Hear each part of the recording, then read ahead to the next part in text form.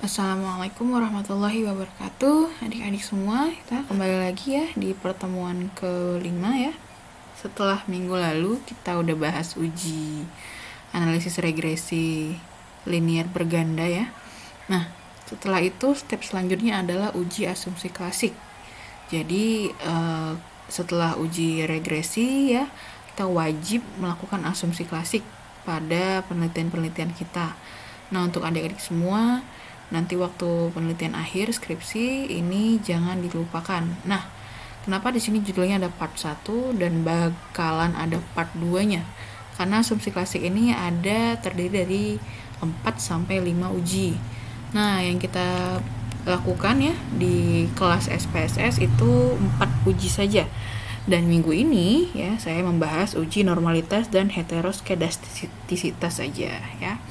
Nah, jadi di sini kita bahas dulu yang bagian pertama, uji normalitas. Apa itu uji normalitas, Bu? Uji normalitas itu berfungsi untuk melihat apakah nilai residual terdistribusi normal atau tidak, ya. Nah, model regresi yang baik ya itu jika memiliki nilai residual yang terdistribusi normal, ya. Apa itu nilai residual? Yaitu selisih antara nilai duga atau predictive value-nya dengan nilai pengamatan sebenarnya apabila data yang digunakan adalah data sampel. Predictive value itu kan kalau di di rumus persamaan regresi kemarin kan Y sama dengan A ditambah BX ya kan, alpha ditambah beta X. Nah, X-nya itulah bagian dari predictive value. Oke. Nah, jadi di sini uji normalitas itu banyak ya outputnya. Ada yang dilakukan dengan uji histogram, uji normal p-plot, chi-square, skewness dan kurtosis, serta uji Kolmogorov-Smirnov. Nah, hari ini kita akan membuat uji histogram dan p-plot serta Kolmogorov-Smirnov, ada 3. Kenapa mesti 3, Bu? Jadi seorang peneliti itu bisa melakukan uji normalitas ini lebih dari 1 metode ya. Karena kita mau melihat mana metode yang terbaik ya. Nah, kita langsung aja di SPSS-nya. Seperti biasa langkahnya masih di menu Analyze Regression Linear ya. Oke. Nah, ini sebelumnya saya mau jelasin dulu ya. Ini ada tambahan di sini. Nah, yang mau saya jelasin ini saya pakai data primer. Namun nanti yang kalian lakukan adalah data sekunder ya. Data sekunder yang kalian lakukan yaitu rasio-rasio itu. Nah, di primer ini saya mau mencari nilai min-nya dulu di compute nanti ya. Nah, kenapa nggak di Excel, Bu, Ibu cari min-nya? Ya di SPSS juga bisa ya. Di SPSS ini juga bisa mentabulasi, bisa nyari total, bisa nyari rata-rata dan lain-lain ya. Nah, karena kuesioner ini kan terdiri dari banyak pernyataan. Ada pernyataan 1, pernyataan 2 sampai seterusnya ya. Cuman kan kita bingung, mana nih yang mau dimasukkan ke dalam kotak independen, mana yang di dependent. Oke, jadi kita cari dulu nilai min-nya. Kalau sekunder ya, rasio yang nanti kalian kerjakan. Jadi jangan nanya lagi nanti, Bu, kok sekunder nggak di compute, Bu, gitu. Nggak perlu ya. Nilai yang di rasio itu yang saya kasih datanya tidak perlu di compute. Jadi saya jelasin dulu questionnaire ini, mana tahu kemudian hari kalian skripsi kalian pemakai data primer ya berbentuk questionnaire.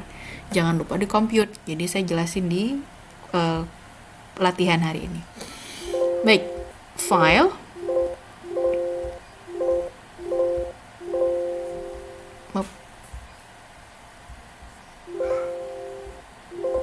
Kenapa ini? Oke, klik file. Kita klik new dulu ya. Sepertinya ada masalah tadi. Klik file, import data, Excel. Saya ambil primer. Yang kalian kerjakan adalah sekunder ya. Jangan salah lagi. Oke, nah di sini variable view-nya udah kelihatan totalnya kemarin ya. Cuman saya mau nyari nilai min-nya. Jadi klik transform, compute variable, kemudian kita klik min X ya. kemudian klik di sini. Nah, di function groupnya klik all, kemudian ke bawah kita klik. Di sini juga bisa nyari total. Jadi klik aja sum di sini. Nah, ini ada sum. Cuman itu kan total. Total kan udah ada ya di sini. Nah, di sini kita nyari nilai min aja dulu.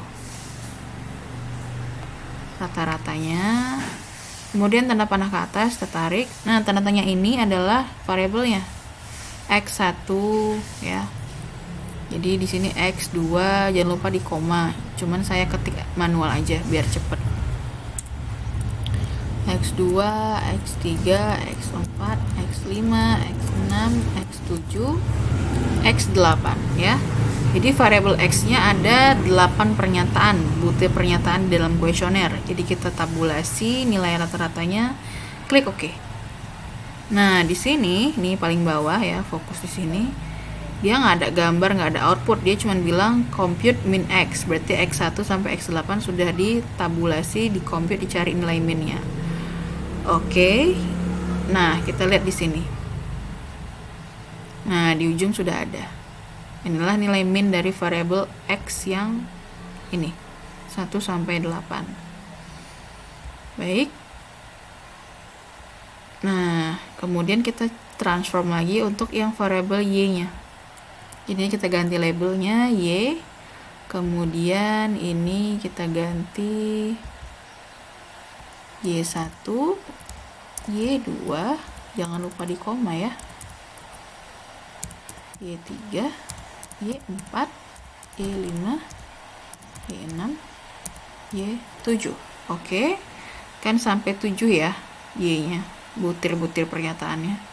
1, 2, 3, 4, 5, 6, 7. Klik OK. Kita cek di tabel. Di data view-nya ini dia. Baik, udah semuanya ya. Udah ada total, udah ada min. Yang kita perlukan cuman minnya aja dulu. Klik analyze untuk nyari uji normalitas histogram dan p-plot ya. Histogram dan p-plot ini deh, analyze, kemudian regression, linear, kemudian nah ini dia. Masukkan Y di dependent seperti biasa, X-nya di independent. Klik plot, kemudian klik centang histogram, centang normal probability plot, continue. Kemudian klik save. Di bagian residual ini, klik unstandardized nih. Unstandardized ya. Udah, ini continue. Kemudian klik OK. Nah, kita langsung ke bawah aja. Baik. Nah, di sini nih histogram ya. Jadi jangan lupa diklik kanan, copy as image. Sedangkan yang ini adalah bagian normal p-plotnya. Ini dia. Copy as image. Baik, kita lihat penjelasannya di PowerPoint-nya.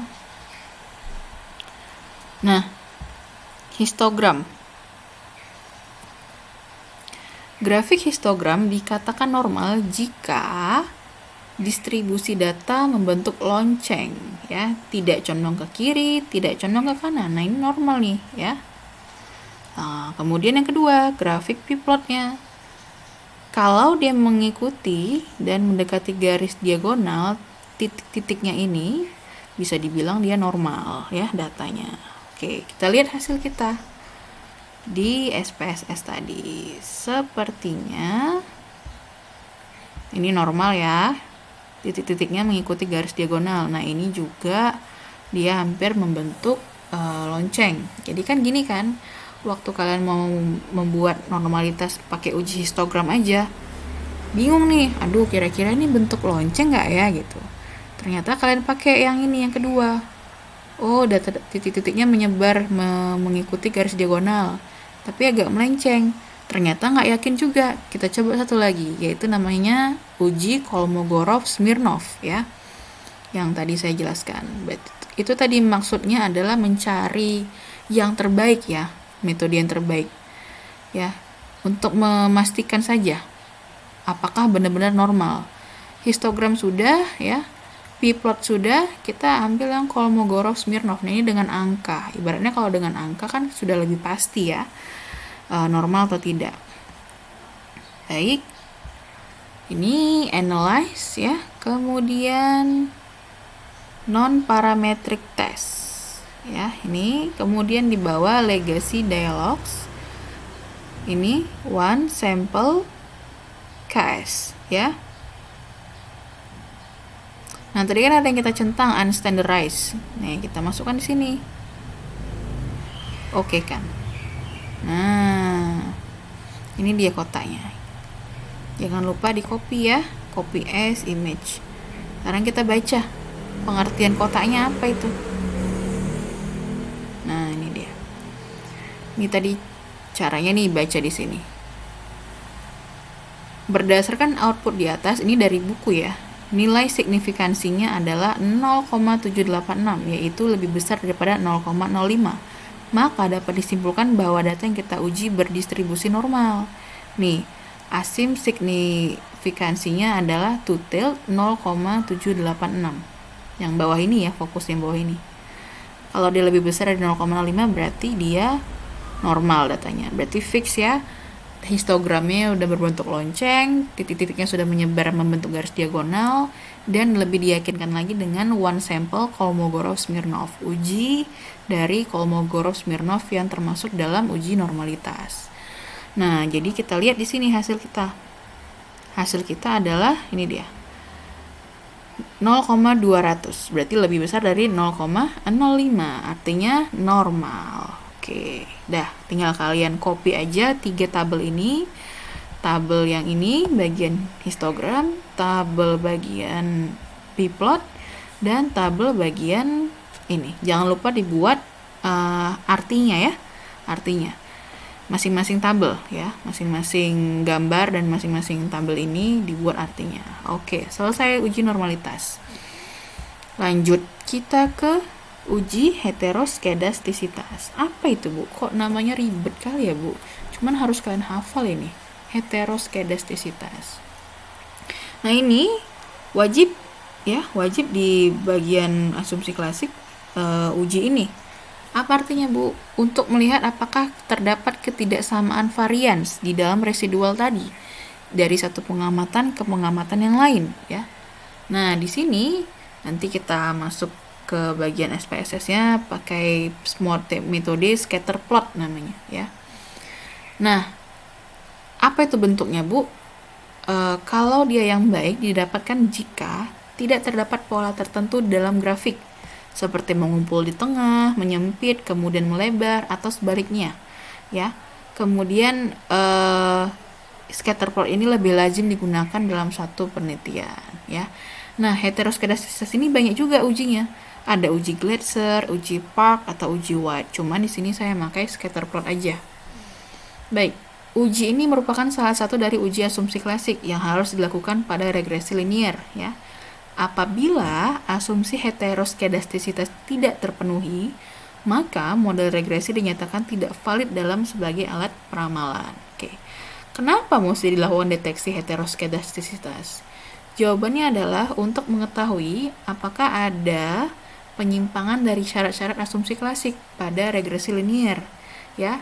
Model yang terbaik ya, model terbaik adalah jika tidak adanya gejala heteroskedastisitas. Nah, ini dia. Ini dari buku saya ambil. Nah, ini scatter plot ini titik-titiknya menyebar. Kita baca di bawah. Dari gambar di atas tidak terdapat pola tertentu pada grafik dan titik-titik menyebar dan melebar. Maka dapat disimpulkan bahwa data yang kita punya tidak memiliki masalah heteroskedastisitas. Berarti ada ini ya, terdapat ketidaksamaan varians di sini. Baik, kita langsung aja ke SPSS-nya.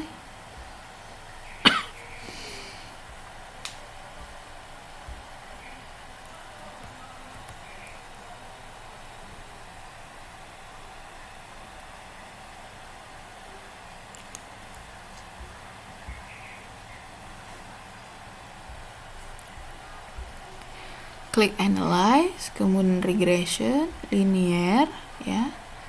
Nah, ini kita klik statistik di sini. Oh, sorry, bukan. Plots ya. Nah, ini kita lihat di PPT-nya. variabelnya yang tadi ya, yang bagian yang sudah di compute ya, mana yang dependen masukkan ke dependen, mana yang independen dimasukkan ke independen. Nah, kemudian klik bagian plots. Nah, ini Y-nya kita buat adalah SR seed nih ya. Sedangkan Z rate-nya itu nilai prediksi dimasukkan ke X-nya ya. Namanya juga prediksi variabel X-nya yang mempengaruhi. Oke. Ya. Nih ke sini. Ini ke sini. Baik. Continue. Oke kan? Nah, ini dia. Nah, ini artinya ya, secara titik-titik sudah menyebar dan dia tidak mengumpul ya, tidak menyempit, melebar, dan tidak mengumpul. Dan bisa dibilang tidak terjadi masalah heteroskedastisitas. Baik, ini tinggal kalian klik kanan, copy di Word-nya. Sudah selesai. Kemudian saya minta kepada kalian ya, untuk kalian semua yang bekerja dengan kelompok, bekerjalah dengan jujur ya. Ikutilah yang apa teman kalian yang punya laptop itu,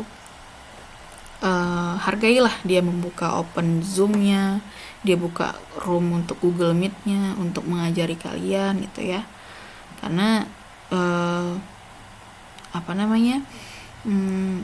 itu satu kebaikan yang patut kita apresiasi ya, teman-teman kalian yang mau mengajari ya, membuka share screen-nya ya. Jadi tolonglah diikuti, jangan kalian copy file seperti itu ya. Jujurlah, kan saya bilang dari awal, berbuatlah jujur ya. Dan jangan juga kalian tuh Google Meet atau Zoom ketika kalian udah selesai aja, udah di copy paste di Word-nya. Dan saya bilang ini tuh penting untuk kalian penelitian akhir ya. Jadi saya tahu mana yang ikut Zoom dari awal, saya tahu mana yang ikut Zoom hanya untuk melihat Word-nya aja. Oke? Jadi jangan menyesal karena kalian sudah membayar di sini. Baik. Terima kasih. Jangan lupa dikerjakan tugasnya dan diupload di Google Classroom. Assalamualaikum warahmatullahi wabarakatuh.